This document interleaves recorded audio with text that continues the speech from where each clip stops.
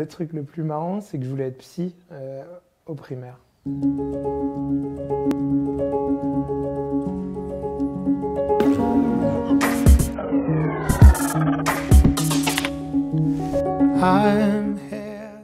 Je suis né en Allemagne, je suis chanteur, pianiste, mais c'est une question qui peut se répondre d'une façon très très simple, comme d'une façon très très longue. Je sais pas, t'as 3 jours pour qu'on en parle ou... Piano, soul, moderne. C'est les Strokes, voilà, à Rennes, en pleine période de lycée.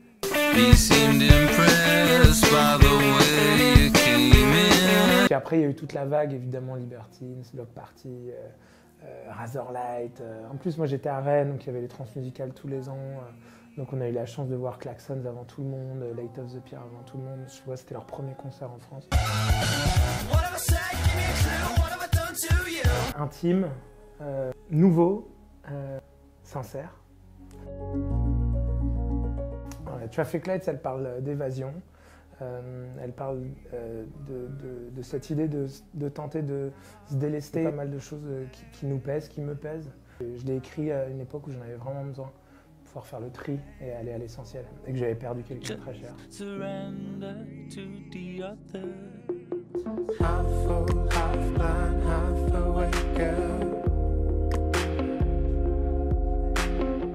Et ce qui en ressort pour moi, c'est que je parle beaucoup de vie, de profiter de la vie, de réussir à, comme Traffic Lights, aller à l'essentiel. Je parle aussi de lieux qui me sont très très chers. C'est dans le Nord Finistère.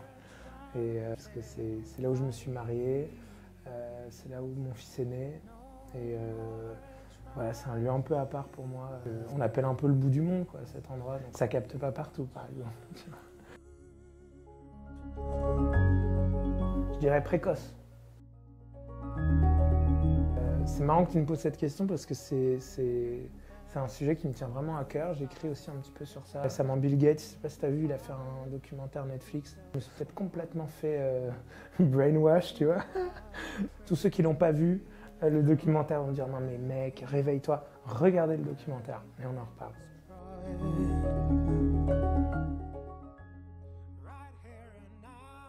C'est quelqu'un d'admirable,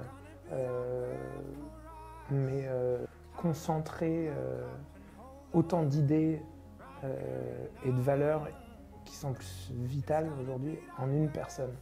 Pour moi, ça, malheureusement, c'est encore quelque chose de complètement dépassé. Il faut vraiment qu'il y ait une action collective. Rentré de l'école et j'ai demandé à ma maman, voilà, qu'est-ce que je peux faire. Moi, ce que je lui ai dit, ce que je préfère faire, c'est écouter les gens, écouter les autres, leur poser des questions et écouter, et essayer de comprendre ce qu'ils ressentent, essayer de me mettre à leur place. Et elle m'a dit, mais t'as envie d'être psy en fait. J'adore le vin, parce que même la culture qu'il y a derrière le vin, ça fait le gros alcoolo, le cliché de l'artiste qui boit comme un trou. Non mais vraiment pas, mon oncle est vigneron, c'est Pierre Gaillard d'ailleurs. Le plus bel apéro qu'on pourrait passer ensemble, ce serait avec un Condrieu, voilà, une bouteille de vin blanc Condrieu.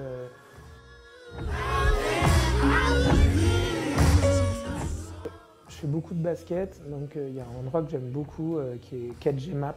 C'est vraiment une atmosphère assez unique parce que au début c'est assez fermé, c'est assez hermétique. On va pas vraiment te dire bonjour, il faut vraiment que tu fasses tes preuves. Et en fait, à force, tu vas vraiment avoir une proximité avec des personnes que tu vois jamais en dehors, mais une vraie proximité. Ça veut dire que quand je voyais certains joueurs arriver, j'avais le smile, j'étais vraiment heureux. Et on se serrait dans les bras. Et j'aime bien. C'est vraiment l'esprit du sport et particulièrement l'esprit du basket en street. C'est un endroit vraiment incroyable qui s'appelle Abri Soba, qui est un endroit pour autant boire de l'excellent vin. Et là, maintenant que j'ai expliqué un peu mon amour du vin, vous pouvez vraiment y aller les yeux fermés. Et en plus, les tapas japonais qui peuvent être servis, pas grand chose en plus, alors que c'est vraiment de la qualité. C'est incroyable. Et puis il y a une ambiance là-bas qui est géniale. Je suis pas hyper bon. Non, je te jure, le sucre... Par contre, j'adore Noël. Donc, je vais te dire les marrons glacés.